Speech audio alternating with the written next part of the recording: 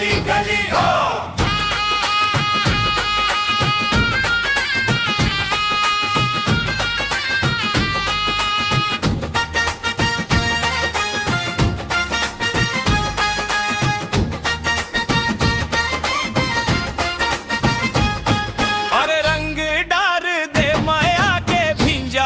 चुनरिया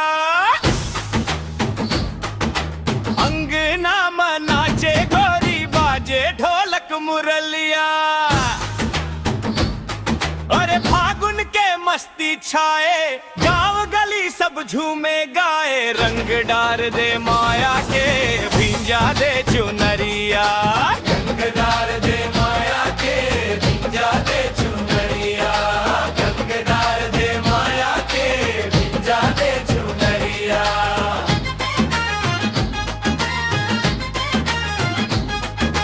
महुआ के गंधिया महके रे ऐसन, गोरी के गाल मा गुलाल चमक जैसन। टेसू के फुलवा रंग बरसावे, संगी संग माया के गीत सुनावे। अरे भागे रे लइका हंसत मुस्काए, भिंजत रही से चुनरी लाज समाए। रंग डार दे माया के भिंजा दे चुनरिया। रंग डार दे माया के भिंजा दे चुनरिया। होली के रैया माँ झूमे रे दुनिया।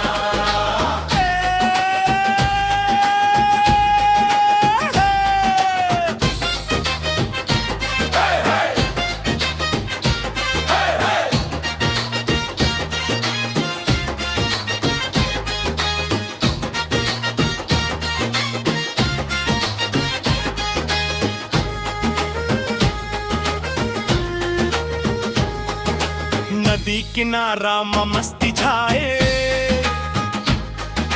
ढोलक थाप मदेहिया हिल जाए।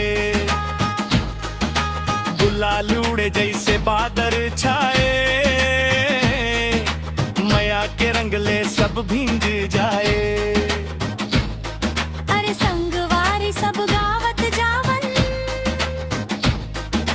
होली के रंग में झूमत गावन।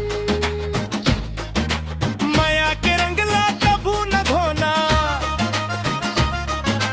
मन के फागुला कभू न खोना। दुख सुख सब रंग में मिल जाए, होली संग माया गुनगुनाए। रंग डार दे माया के भिंजा दे चुनरिया। रंग डार